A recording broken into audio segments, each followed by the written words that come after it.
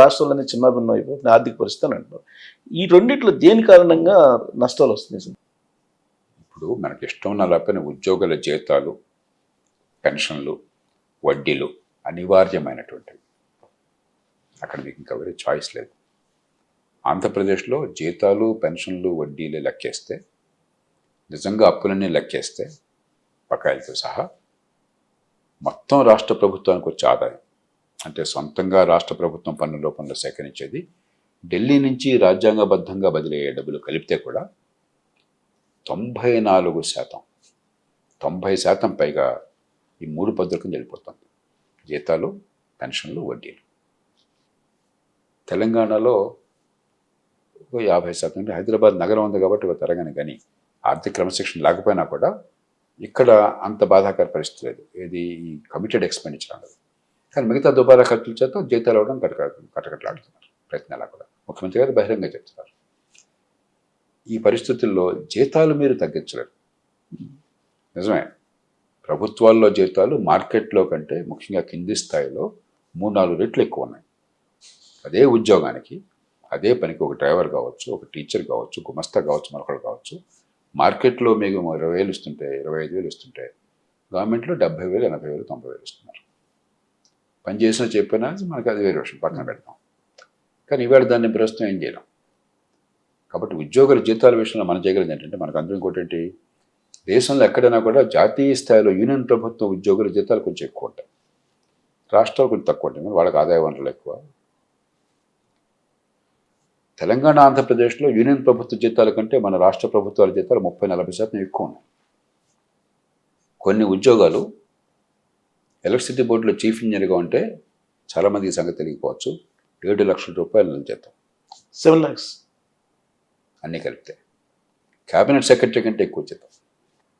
కింది స్థాయిలో ఎలక్ట్రిసిటీ బోర్డులో ఉద్యోగిగా ఉంటే వాళ్ళ మీద కోపంతో చెప్పట్లేదు, కొన్ని వాస్తవాలు తెలియదు నాకు, 1.5 లక్షల జీతం అతి కింది స్థాయిలో ఉన్న ఉద్యోగులు.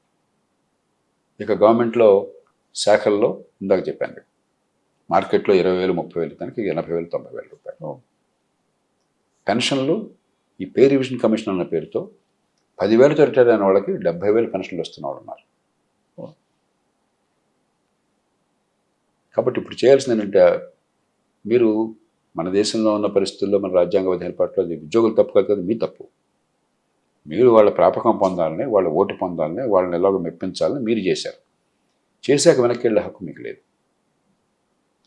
కాబట్టి ఇక ముందు కనీసం పెంచేది పే రివిజన్ కమిషన్లు పెడుతున్నారు. ఒక రూల్ పెట్టుకోవాలి, క్రమక్రమంగా జాతీయ స్థాయికి సమానమయ్యేదాకా అదనంగా ఎక్కువ పెంచమని చెప్పాను. కొద్దిగా పెంచండి, మరి పూర్వం పెంచినట్టు. ఒకసారి రాష్ట్ర విభజన జరిగినప్పుడే ఒక్కసారి 43% అంతా పెంచారు, ఒక్క దెబ్బ. ఫిట్మెంట్ ఏదో జనాలలాగా వాళ్ళ సొంత ఎస్టేట్ లాగా, ప్రైవేట్ ఎస్టేట్ లాగా చేశారు. ప్రజల పన్నుల డబ్బులు ప్రజలకు సేవలను కాదు. ఇక్కడ కేసీఆర్ ఏమో తెలంగాణ ఉద్యమంలో సహకరించారని చెప్పి అదేదో ఒక రివార్డ్ లాగా ఆయన చేసి పారేశాడు. వీళ్ళు చేశారు కదా అని ఆయన చేసి పారేశాడు అక్కడ, డబ్బులు లేకున్నా కూడా. దీనిలో మన గురించి, పన్నులు కట్టే వాళ్ళని గురించి, సేవలు అందాల్సిన ప్రజల గురించి ఎక్కడ ఆలోచన లేదు అసలు. అది ప్రజలు అర్థం చేసుకోవాలి. ప్రజల నుంచి ఒత్తిడి రాలా. ప్రజలు అనుకుంటున్నారు మన సంబంధం లేదనుకుంటున్నారు. కాదు, మీకు సంబంధం ఉంది, మీ డబ్బే ఇది. ఎప్పుడైతే అంత పోయిందో మీకు కష్టం అవుతుంది. కానీ మనం చేయగలిగింది ప్రస్తుతానికి ఇది ఒక్కటే.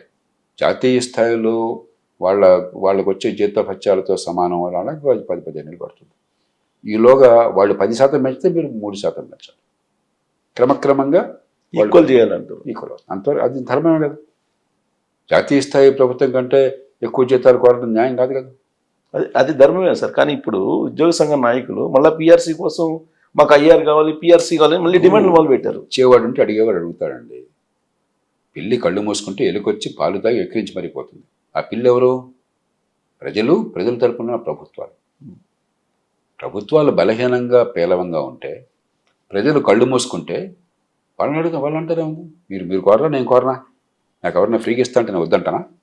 మానవ సహజం అది. వాళ్ళని తిట్టం ఎందుకు?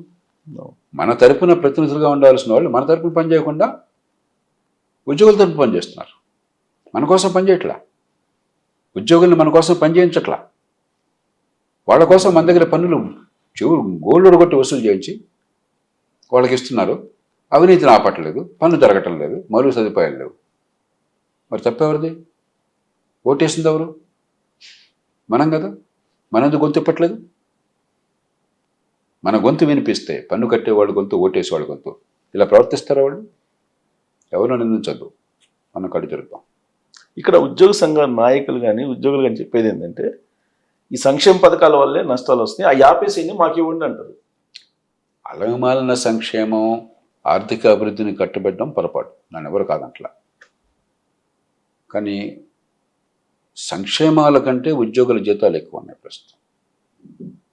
ఉద్యోగులు ఆ రకమైన స్టాండ్ తీసుకుంటే ఇది ప్రజలకి ఉద్యోగులకు మధ్య ప్రత్యక్ష పోరాటం అవుతుంది. నేను దాన్ని క్షమించాను. సంక్షేమం ఎక్కువైపోయింది.